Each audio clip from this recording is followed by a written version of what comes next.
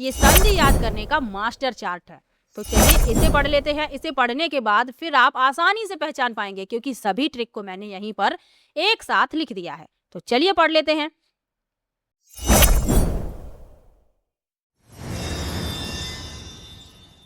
Hello दोस्तों, स्वागत है आपका मेरे यूट्यूब चैनल परीक्षा प्लान में। तो कैसे हैं आप लोग? आई होप अच्छे होंगे। तो जैसा कि आप लोगों को पता है कि यूपी टेट के लिए हिंदी के इंपॉर्टेंट टॉपिक में पढ़ा रही हूँ।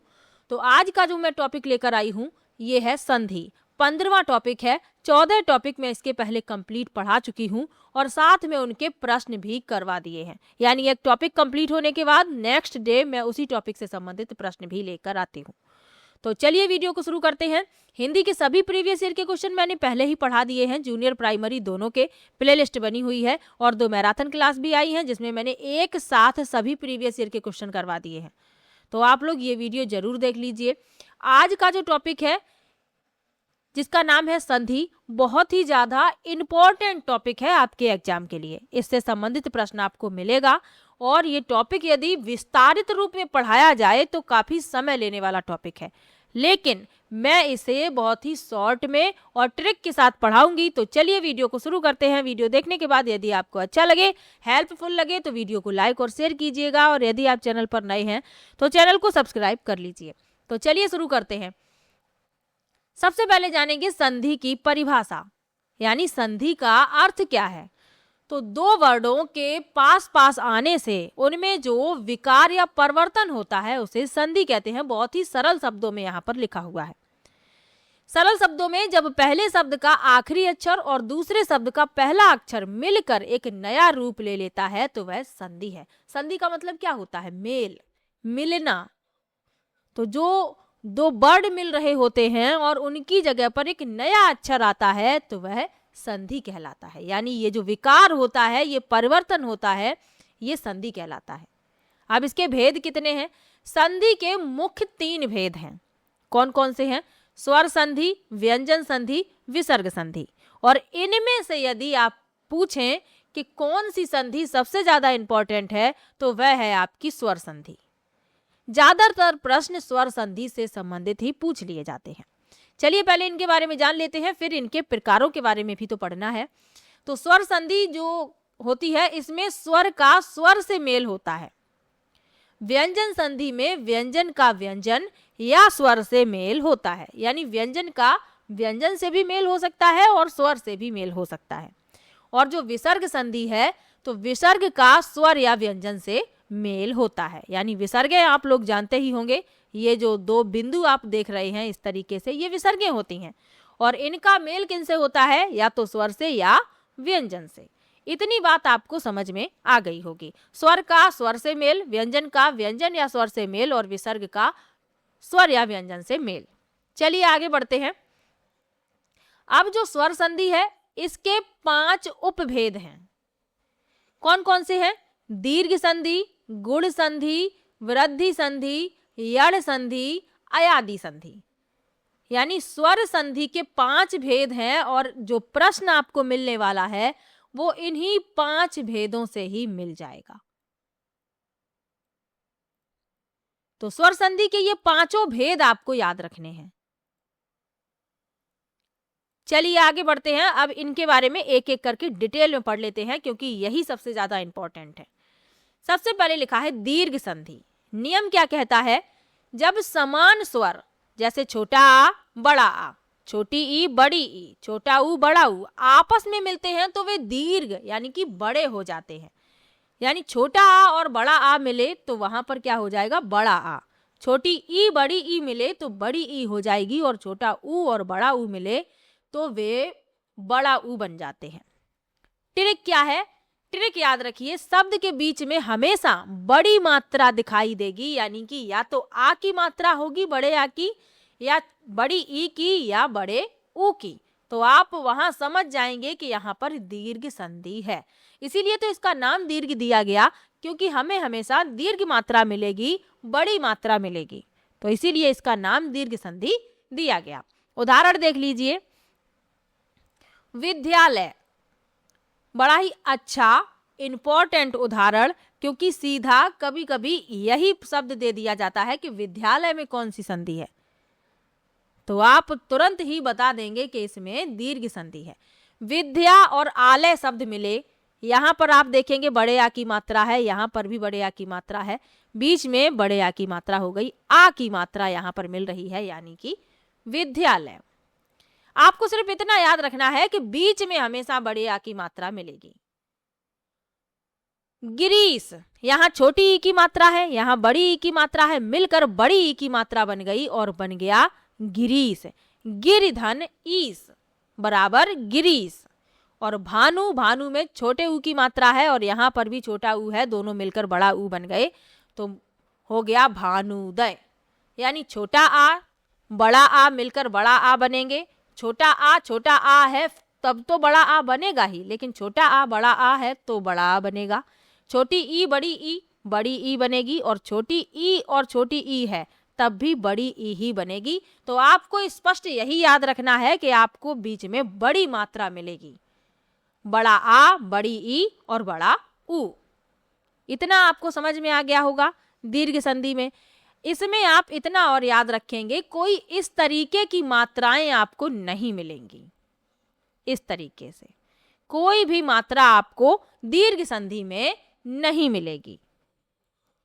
बस आपको बड़ा आ, बड़ी ई और बड़े ऊ की मात्रा दिखाई देगी। चलिए आगे बढ़ते हैं। अगला है गुण संधि। अगली जो संधि है वो है गुण संधि। इसमें क्या है, छोटा आ या बड़ा आ के बाद छोटी ई या बड़ी ई आए तो ए, ऊ या बड़ा ऊ आए तो ओ, और रिरी आए तो अर हो जाता है। यानी छोटा आ बड़ा आ के बाद छोटी ई बड़ी ई आ रहा है तो ए हो जाएगा, छोटा ऊ बड़ा ऊ आए तो ओ हो जाएगा, और रिरी आए तो अर हो जाएगा। इतनी बात आपको नियम से समझनी है। अब ट्रिक क्या है इसकी? ट्रिक ये है कि शब्द के बीच में एक मात्रा या तो ए की या ओ की, एक मात्रा किसके पास होती है? ए के पास होती है और ओ के पास होती है। आई की दो मात्राएं होती हैं, औ की भी दो मात्राएं होती हैं, तो उनसे मतलब नहीं है गुण संधि में।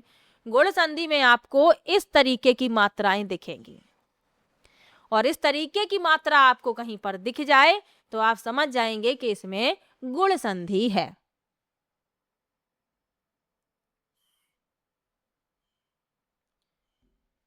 उदाहरण देख लीजिए। अब ट्रिक ही याद रखिएगा, नियम आपको भले ही याद ना हो, ट्रिक याद रखिए, इसीलिए मैं ट्रिक सहित लेकर आई हूं। नर धन इंद्र, नरेंद्र, एक ही मात्रा हो गई। ज्ञान धन उपदेश, ज्ञानोपदेश, यानी ओ की मात्रा। और महाधन ऋषि, यहां पर आप देख रहे हैं बड़ा आ है और बड़ा आ के बाद रिरी आ रहा है जो ऊपर नियम लिखा हुआ है, तो उसकी जगह पर महर्षि। ऊपर रा रेफ, ये रा उड़ गया है ऊपर। तो आपको ध्यान क्या रखना है? आपको ध्यान रखना है, रिरी वाला तो याद रखना है कि अर हो जाता है। छोटा आ बड़ा आ के बाद छोटी ई बड़ी ई आए तो ए, छोटा ऊ बड़ा ऊ आए तो ओ, और रिरी आए तो अर हो जाता है। इतनी बात आपको समझ में आ गई होगी। चलिए आगे बढ़ते हैं। अगली संधि है वृद्धि संधि। अब वृद्धि संधि में क्या होगा? छोटा आ और बड़ा आ के बाद नियम क्या कहता है, पहले नियम पढ़ लेते हैं, ट्रिक बाद में पढ़ेंगे। छोटा आ या बड़ा एक आ के बाद ए या आई आए तो आई, और ओ और औ आए तो औ हो जाता है। ये तो नियम ने कह दिया, लेकिन ट्रिक क्या कहती है कि शब्द के बीच में दो मात्राएं होंगी। किसकी? आई और औ की। दो मात्राएं किसके पास होती हैं? आई की होती हैं दो मात्राएं इस तरीके से, और औ की होती हैं इस तरीके से। तो यदि आपको शब्द के बीच में दो मात्राएं दिख जाएं, आप समझ जाएंगे कि वहां पर वृद्धि संधि है। उदाहरण देख लीजिए। सदा धन एव, सदैव, आई की दो मात्राएं ये देखो आपको दिख रही हैं। और महाधन औषधि, महोषधि, तो औ की मात्रा है। तो आप समझ गए कि यहाँ पर वृद्धि संधि है। आपको संधि विच्छेद भी पूछा जा सकता है आपसे, लेकिन शब्द ज्यादा दिया जाता है कि इस शब्द में बताइए कौन सी संधि है। संधि विच्छेद भी पूछा जाता है, मैं ये नहीं कह रही कि संधि विच्छेद नहीं पूछा जाता, वो भी पूछा जाता है, लेकिन ज्यादातर जो प्रश्न पूछा गया है वो इसी तरीके से पूछा गया है कि आपको शब्द दे दिया और आपको बताना होता है कि इसमें कौन सी संधि है। इतनी बात समझ में आई? चलिए आगे बढ़ते हैं।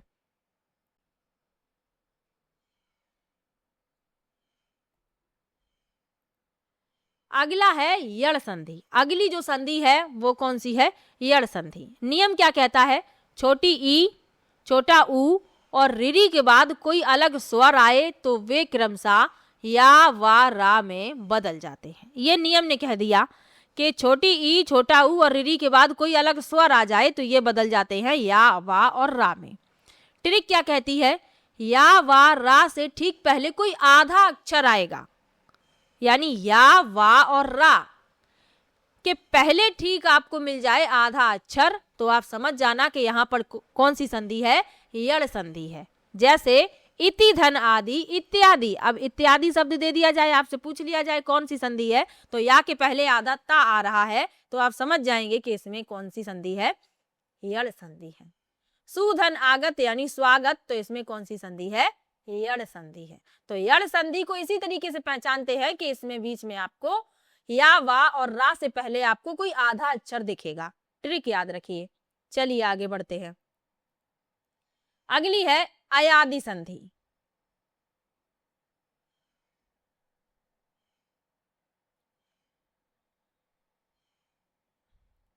नियम क्या कहता है?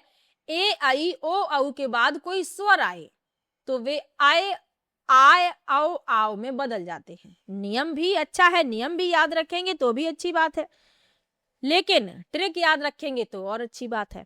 अब नियम ने कह दिया कि ए, आई, ओ, औ के बाद कोई स्वर आ जाता है तो वे आए, आय, औ, आओ में बदल जाते हैं। परिस्थिति के अनुसार आय हो जाएंगे या आय हो जाएंगे, औ हो जाएंगे या आओ हो जाएंगे। नियम ने कह दिया। ट्रिक ने क्या कहा कि शब्द में कोई बड़ी मात्रा नहीं होती, अक्सर 3 अक्षरों का साधारण शब्द होता है और या और वा बीच में आते हैं। ट्रिक कह रही है कि शब्द में कोई बड़ी मात्रा नहीं मिलेगी आपको, अक्सर 3 अक्षरों का शब्द मिलेगा और बीच में या और वा मिलेंगे ज्यादातर। जैसे ने, धन, अन, नयन, बीच में या मिल रहा है, साधारण सा शब्द है 3 अक्षरों का। पौ, धन, अन, पवन, बीच में वा है। गे, धन, अक, गायक, बीच में आय है, या तो है ही बीच में और ये आय में परिवर्तित हो रहा है। आई की मात्रा और आ मिलकर क्या बन रहे हैं? आय, यानी गायक। तो स्वर संधि होती है कंप्लीट। स्वर संधि पूरी कंप्लीट हो गई। 5 भेद थे, 5 भेद आपको ट्रिक के साथ बता दिए। कोई समस्या हो तो कमेंट जरूर कीजिएगा। चलिए आगे बढ़ते हैं। अगली संधि है व्यंजन संधि। जो संधि का दूसरा प्रकार, 3 संधि आपको बताई, स्वर, व्यंजन और विसर्ग। स्वर के 5 भेद आपको बता दिए। अब है व्यंजन संधि। तो व्यंजन संधि तब होती है जब व्यंजन का मेल किसी व्यंजन या स्वर से होता है। इसके कुछ नियम इस प्रकार हैं, यानी व्यंजन का मेल या तो व्यंजन से होगा या स्वर से होगा। चलिए इसके कुछ नियम हैं वो देख लीजिए। नियम 1 क्या कहता है? वर्ग के पहले वर्ड का तीसरे में बदलना। देखिए अब इसको मैं सीधे ट्रिक से भी बता सकती थी, लेकिन थोड़ी सी डिटेल जानना जरूरी है व्यंजन और विसर्ग के लिए। इसमें कुछ इंपॉर्टेंट नियम हैं जो आपको पढ़ने पड़ेंगे, तो वो इंपॉर्टेंट नियम मैं बताए दे रही हूँ, क्योंकि वीडियो देखने के बाद आपको ये ना लगे कि आप मुझे दूसरा वीडियो देखना पड़ेगा, मैम ने सही से नहीं समझाया। तो इसीलिए मैं इनकी थोड़ी सी डिटेल लेकर आई हूँ। तो नियम क्या कह रहा है? वर्ग के पहले वर्ड का तीसरे में बदलना। जैसे वर्ग के पहले वर्ड कौन कौन से हैं? का वर्ग का पहला है का, चा, टा, ता। पा के बाद कोई स्वर या किसी वर्ग का तीसरा चौथा वर्ड आए तो वे अपने ही वर्ग के तीसरे वर्ड में बदल जाते हैं। यानी का परिवर्तन हो जाएगा गा में, चा का हो जाएगा जा में, टा का हो जाएगा डा में, ता का हो जाएगा दा में और पा का हो जाएगा बा में। ये तो नियम ने कह दिया। ट्रिक ने क्या कहा कि शब्द के बीच में ग, ज, ड, द, बा दिखे। गजड दब, शॉर्ट में याद रखिए गजड दब।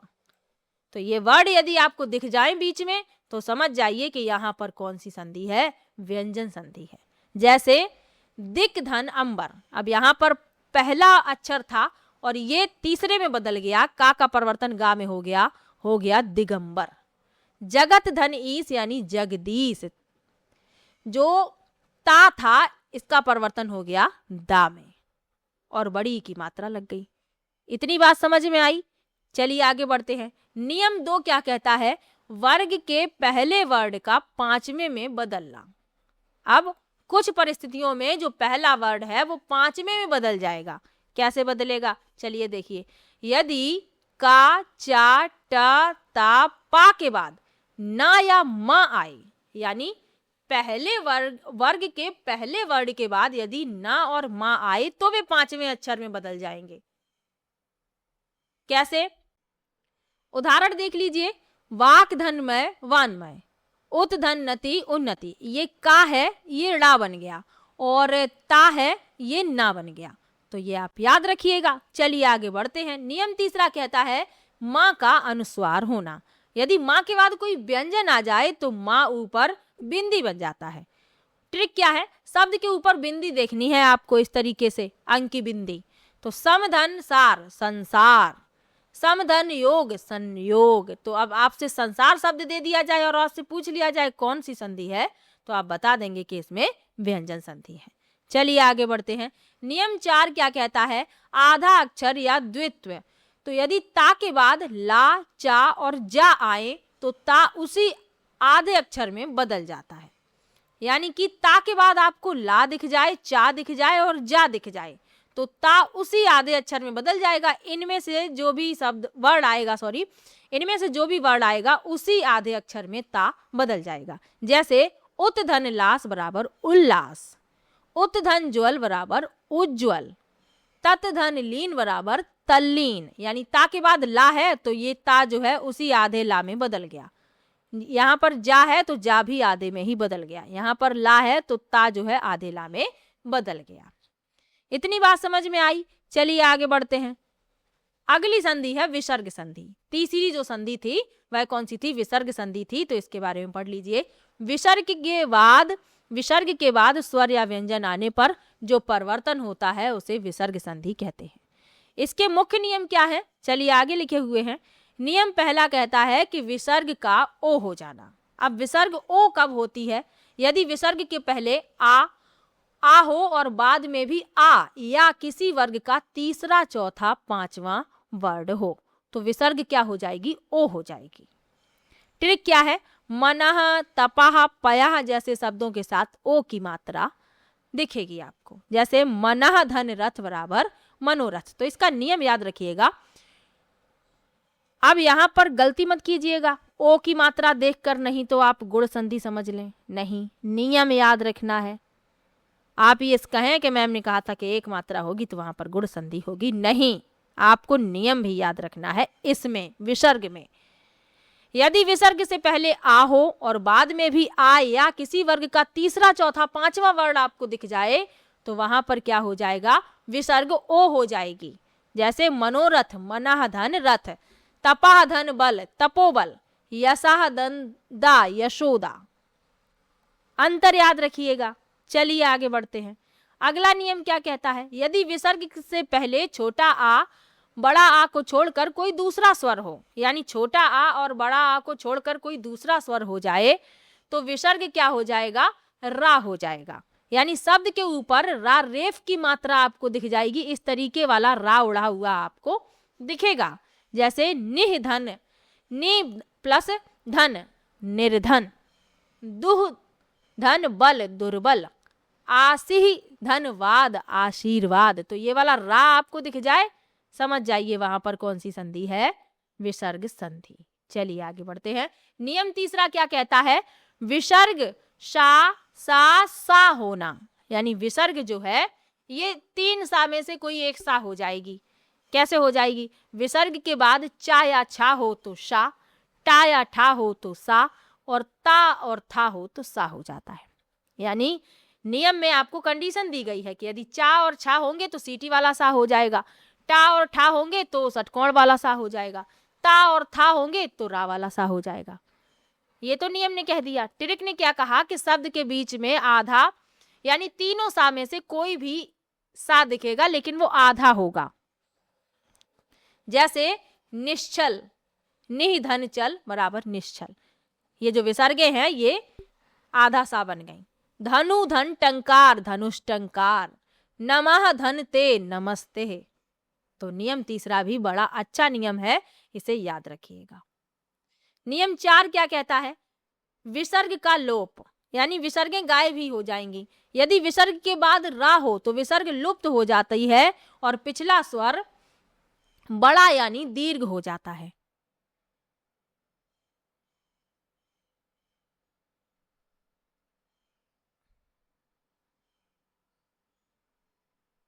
जैसे निधन रोग बराबर निरोग, निधन रस बराबर नीरस। तो संधि कंप्लीट हो गई।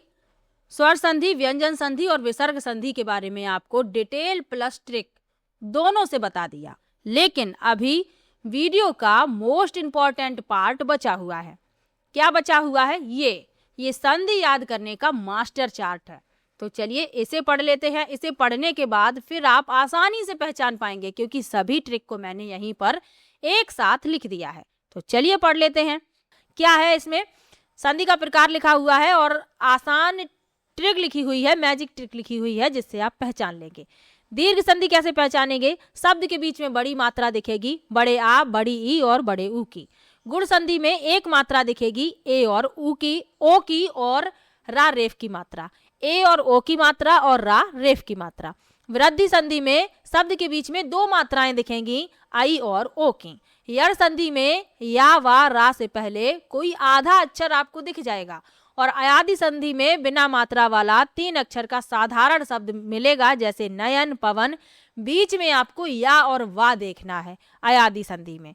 तो ये स्वर संधि के प्रकार थे। आगे लिखे हैं व्यंजन संधि। तो शब्द के ऊपर बिंदी या आधा अक्षर, जैसे आधा चा और चा, ला और ला या विच्छेद में हलंत आपको दिख जाएगा, वहां पर आप समझ जाएंगे कि व्यंजन संधि है। और विसर्ग संधि में बीच में आधा शा, सा दिखेगा, ओ की मात्रा या ऊपर रा उड़ा हुआ आपको दिखेगा इस तरीके से। तो आपका संधि टॉपिक बहुत ही कम समय में होता है कंप्लीट। वीडियो कैसा लगा कमेंट बॉक्स में जरूर बताइएगा। वीडियो को लाइक कीजिएगा और चैनल को सब्सक्राइब कर लीजिएगा। इसके पहले वाले वीडियो यदि नहीं देखे हैं तो वो भी देख लीजिए, क्योंकि हिंदी के सभी इंपॉर्टेंट टॉपिक में कंप्लीट पढ़ाऊंगी और 14 टॉपिक में पहले ही कंप्लीट पढ़ा चुकी हूँ। एक बार मेरे चैनल पर प्ले लिस्ट जरूर चेक कीजिएगा। तो वीडियो कैसा लगा कमेंट में जरूर बताइएगा। वीडियो को लाइक कीजिए, चैनल को सब्सक्राइब कर लीजिए। मिलते हैं नेक्स्ट वीडियो में, तब तक के लिए बाय बाय।